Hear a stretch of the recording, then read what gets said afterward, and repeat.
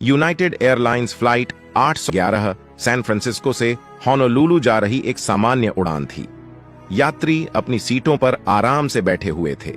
Flight attendants विमान में खाने और जलपान की व्यवस्था कर रहे थे। लेकिन कैसे एक सामान्य उड़ान एक दुखद हादसे में बदल गई।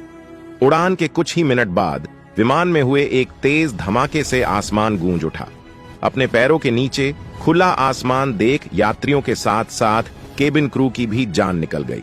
सबकी आंखों के सामने एक एक कर 9 पैसेंजर विमान से बाहर खींचे चले गए। तेजी से बेकाबू होते विमान को कंट्रोल करने के लिए पायलट जी जान से कोशिश कर रहे थे। क्या विमान पर कोई आतंकी हमला या बॉम्ब ब्लास्ट हुआ था? क्या पायलट इस विमान को सही सलामत उतार पाए? अमेरिकी इतिहास के इस सबसे अजीब और खतरनाक हादसे के बारे में जानने के लिए बने रहिए हमारे साथ। 24 फरवरी 1989 हवाई का होनोलुलु इंटरनेशनल एयरपोर्ट रात के लगभग 12:40 पर यूनाइटेड एयरलाइन की फ्लाइट 811 ऑस्ट्रेलिया के सिडनी शहर जाने की तैयारी कर रही थी। अपनी उड़ान के दौरान इस फ्लाइट को रास्ते में न्यू जीलैंड के ऑकलैंड शहर में रुकना था। बोइंग 747-122 का यह विमान 3 नवंबर 1970 को यूनाइटेड एयरलाइन को दिया गया था। अपनी 18 साल की सर्विस में इस विमान ने अब तक कुल मिलाकर 58,814 हवाई घंटों की यात्रा पूरी की थी और इससे पहले यह विमान किसी भी तरह की दुर्घटना का शिकार नहीं हुआ था। अपनी इस उड़ान से कुछ देर पहले ही यह विमान लॉस एंजलिस से उड़कर होनोलुलु आया था। अपनी उस उड़ान के दौरान प्लेन में किसी भी तरह की कोई खराबी नहीं थी और होनोलुलु एयरपोर्ट से अगली उड़ान के लिए इस प्लेन में नए पायलट और केबिन क्रू को नियुक्त किया गया था। यहां से विमान की जिम्मेदारी 59 वर्षीय कप्तान डेविड क्रोनिन को दी गई थी। डेविड क्रोनिन एक बहुत ही अनुभवी पायलट थे जिन्होंने अब तक 28,000 घंटों की फ्लाइट पूरी की थी। इस तरह के बोइंग 747 विमान को उड़ाने के लिए भी कप्तान के पास 1600 घंटों का खास अनुभव था। उस दिन फ्लाइट में कप्तान के साथ 48 वर्षीय को पायलट ग्रेगरी एलन स्लेडर और 46 वर्षीय फ्लाइट इंजीनियर रैंडल थॉमस भी सवार थे। इस उड़ान के लिए फ्लाइट में 15 क्रू मेंबर्स भी सवार थे। कुल मिलाकर उस दिन फ्लाइट में 18 क्रू मेंबर्स के साथ 337 पैसेंजर्स सवार थे। अपने निर्धारित वक्त से लगभग 3 मिनट लेट सुबह के लगभग 1:30 पर फ्लाइट 811 ने बोर्डिंग गेट से एग्जिट प्रोसेस को शुरू किया। एयरपोर्ट अथॉरिटी के अनुसार यह देरी विमान के एग्जिट डोर 5L में लगी हुई इमरजेंसी स्लाइड को लॉक करने के कारण हुई। इसके साथ साथ प्लेन में कुछ नए पैसेंजर्स के सवार होने के कारण भी बोर्डिंग प्रोसेस में कुछ देरी हुई। पैसेंजर केबिन और कार्गो एरिया के सभी डोर्स के अच्छी तरह बंद होने के बाद जब सभी डोर वार्निंग लाइट्स बंद हो गईं, तो एक एक कर पायलट्स ने सभी चारों इंजन को स्टार्ट किया। रोल ऑफ प्रोसेस को पूरा कर टैक्सीवे से होता हुआ प्लेन धीरे धीरे रनवे पर पहुंचता है। रनवे 8R पर पहुंचने के बाद सुबह के 1:52 पर फ्लाइट 811 होनोलुलु इंटरनेशनल एयरपोर्ट से टेक ऑफ करती है। टेक ऑफ के लिए उस दिन कप्तान फ्लाइट को कंट्रोल कर रहे थे और फर्स्ट अफसर सभी कंट्रोल पैनल्स और सिस्टम्स को मॉनिटर कर रहे थे। टेक ऑफ करने के कुछ देर बाद ही अपने नॉर्मल प्रोसेस के अनुसार क्लाइंबिंग थर्स्ट पावर को कंट्रोल करने के लिए प्लेन के ऑक्सिलरी पावर यूनिट को बंद कर दिया गया। ऑक्सिलरी पावर यूनिट, जिसे शार्ट में APU भी कहा जाता है, आमतौर पर प्लेन के इलेक्ट्रिक सिस्टम्स को पावर सप्लाई करता है। फ्लाइट क्रू के अनुसार टेक ऑफ और क्लाइंब के दौरान फ्लाइट में सब कुछ नॉर्मल तरीके से चल रहा था और कॉकपिट में किसी भी तरह की कोई गड़बड़ी या वार्निंग लाइट्स दिखाई नहीं दे रही थी। हालांकि प्लेन में लगे वेदर रेडार सिस्टम पर पायलट को कुछ हल्के फुल्के थंडरस्ट्रोम की जानकारी मिल रही थी, जो इस फ्लाइंग रूट पर एक सामान्य बात थी। लेकिन फिर भी जैसा हर एयरलाइन आमतौर पर करती है, पायलट किसी भी तरह के खतरे से बचने के लिए प्लेन का रास्ता बदलकर थंडरस्ट्रोम के बाहर से प्लेन को ले जाते हैं।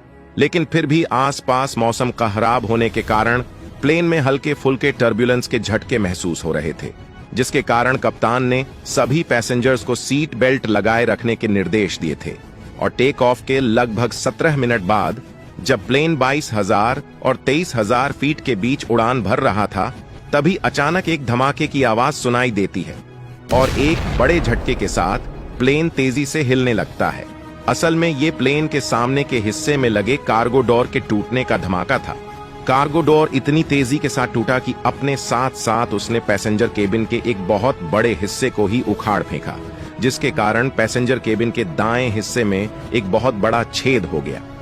23,000 फीट की ऊंचाई पर हवा के तेज दबाव के कारण रो नंबर G और H के बीच की लगभग 10 सीटें उखड़कर प्लेन से बाहर जा गिरी और इसके साथ साथ उन सीटों पर बैठे हुए 9 पैसेंजर भी आसमान में ही खो गए। अपनी आंखों के सामने ही अपने सहयात्रियों को मौत के मुंह में जाते हुए देखकर सभी पैसेंजर की जान हलक में आ गई। ना जाने मौत कब उन्हें भी अपने आगोश में ले ले, ये सोच सभी पैसेंजर्स ऊपर वाले को याद करने लगे। उस वक्त बिजनेस क्लास में काम कर रही एक एयर होस्टेस मे सपोलू ने बड़ी ही मुश्किल से एक सीट को पकड़कर अपने आप को प्लेन से बाहर खींचे जाने से बचाया। केबिन में हुए इस छेद के कारण अचानक हुए डीकंप्रेशन के कारण एक दूसरी फ्लाइट अटेंडेंट लॉरा ब्रेंटिंगलर भी बड़ी मुश्किल से फ्लाइट डेक की सीढ़ियों को पकड़कर अपने आप को बचा पाई। रात के अंधेरे में 23,000 फीट की ऊंचाई पर उस वक्त प्लेन में सफर कर रहे सभी यात्रियों और क्रू मेंबर्स के लिए ये मंजर कितना भयानक होगा, इसका शायद हम अंदाजा भी नहीं लगा सकते। वही कॉकपिट में अपने होश संभालते हुए पायलट ने अपने अपने ऑक्सीजन मास्क लगा लिए ताकि वो ऑक्सीजन मास्क के सहारे सांस लेकर प्लेन को कंट्रोल कर सके। लेकिन उस धमाके के कारण प्लेन में लगे हुए इमरजेंसी ऑक्सीजन यूनिट का एक बहुत बड़ा हिस्सा ही टूटकर प्लेन से अलग हो गया था, जिसके कारण अब पायलट को ऑक्सीजन मास्क से भी कोई मदद नहीं मिल रही थी।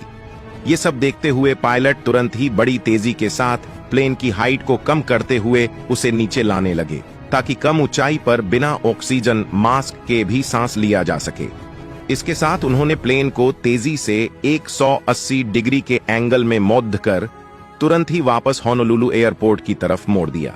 पायलट को लगा कि हो ना हो प्लेन में बॉम्ब ब्लास्ट ही हुआ है, क्योंकि कुछ दिनों पहले पैन AM की फ्लाइट 130 में भी स्कॉटलैंड के ऊपर से उड़ान भरते हुए बॉम्ब ब्लास्ट हुआ था। ये सोचकर पायलट की जान भी हलक में आ गई और उन्हें लगा कि अब उनका बचना नामुमकिन है। लेकिन बड़ी ही बहादुरी के साथ दोनों पायलट अभी भी पूरी जी जान के साथ प्लेन और उसमें बैठे हुए सभी लोगों की जान बचाने के लिए हिम्मत से प्लेन को कंट्रोल कर रहे थे। ऐसे हालात में किसी भी इंसान का हिम्मत हार जाना मुमकिन है, लेकिन ये पायलट की बहादुरी और ट्रेनिंग का ही नतीजा था कि मौत को सामने देखकर भी वो अपने फर्ज को निभा रहे थे।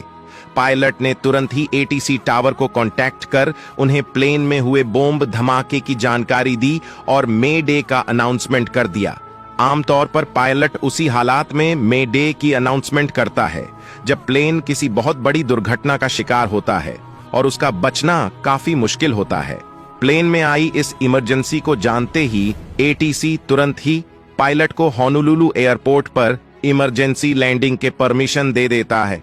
ATC जब पायलट से प्लेन की मौजूदा हाइट के बारे में पूछता है तो पायलट कहते हैं कि उन्हें कुछ समझ नहीं आ रहा है और प्लेन तेजी से नीचे आ रहा है। शायद प्लेन का इंजन नंबर 3 फेल हो चुका है।